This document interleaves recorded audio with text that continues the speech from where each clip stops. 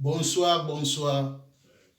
Ezali ngai ndeko na bino, ngai frère na bino, ngai leki na bino, donaza nyoso topo na bino, na kombo ya Nico Fernando.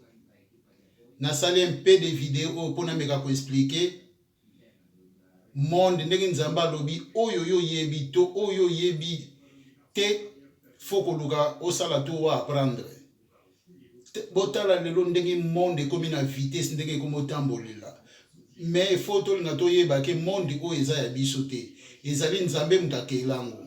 Ndenga kela monde o photo nga to landa ba norme ndenge ya tindi to tambola na mokili oyo.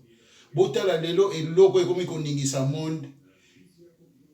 O mutu nyoso to asatandaki nango te. Mais na kokoloba botala na no verset biblique. Botala na Jean 14 na premier verset ti na deuxième. Bon, toi na tante to meka kotanga po vidéo eza na minute muke.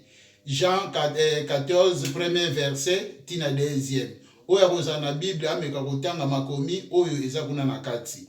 Bon, eloko to lingo lobela concernant monde nde komi kotambola. Botala maladie oyo yuto obima ya coronavirus ndenge epanike monde ndenge esali monde banini. Mes frères et sœurs, o ezali réalité ndenge monde ezotambolela. Tozwa ngo blague te. To kanisa teke ezali ke blague to nini non. Eza réalité penda ya monde. Monde tambolaka boye ndenge bozomona. Soki oyo baza na connaissance o bazolanda ba internet o bazolanda ba documentaire na ba TV.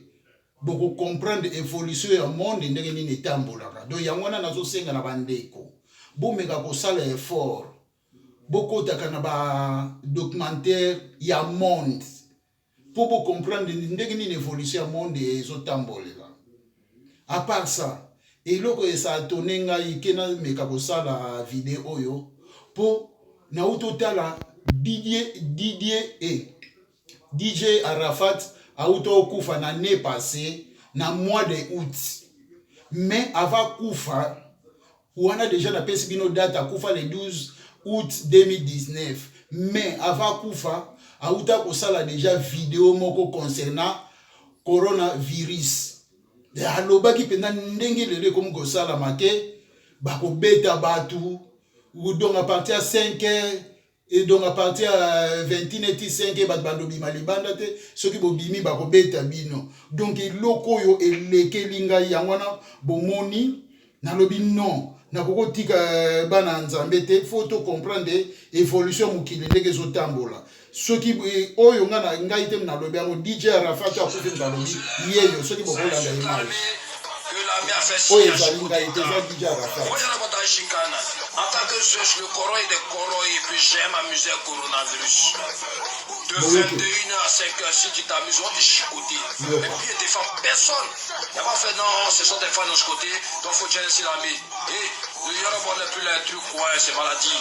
Donc si tu vas quand tu chicotes, reste sur toi. Ok? Donc ciao ciao. Et puis dis-toi chaque jour les messies là. Donc on continue après 21h, ils vont croiser les gendarmes et les policiers qui vont toujours les apprendre à bien courir, hein? Yangwana bandeko na ngai oyo bomoni ezali black te ezali réalité ya monde ndenge ezotambola. DJ Arafat ayebaki te akokufa mais alobelaki eloko ya coronavirus oyo ta mutu moko ya monde ayebaki yango te ye ayebelaki yango wapi ayebaki yango na monde oyo ya bango bozoyoka do bolanda eloko bomeka osala etide eloko bokocomprendre réalité ya monde ndenge ezotambola. Biso to tambola na ki ignorant to lingi ko apprendre tete ngo yeba te évolution monde ndenge ni tambola ba réalité yango ekoko fongolaka mutu moko na moko mémoire pour to comprendre monde ndenge ni zo tambolela yangwana. Merci de yangwana do yangwana siko le problème ezali oyo tu ndenge bozo mona na eza réalité et réalité il faut qu'on éviter ko bima libanda ko zala toujours na ndako soko moni ko zana problème ya musala oyebike eza musala mutezo tinda yo bima obimi mais soki za eloko moko te o eza benda n'intérêt moko ko sala ki te dit te faut ko zala na ndako bandeko nanga o ezali réalité ya monde ko motambola ko lobati ke nga na puissance nanga na aboy eloko mo ko sala mapana ngai te non. Monde kokota ngo doute te soki yo lobo za na puissance bato pe baleki yo na puissance bayali bozoyoka de yango nasali video oyo po bandeko na ngai boyoka bomi se protéger bomi batela botalaka toya na bafamille tobitika kaka boye te mutu to aza na besoin à vivre longtemps dans le monde oyo. Merci et bonsoir à tous. Nico Fernando. Yewana.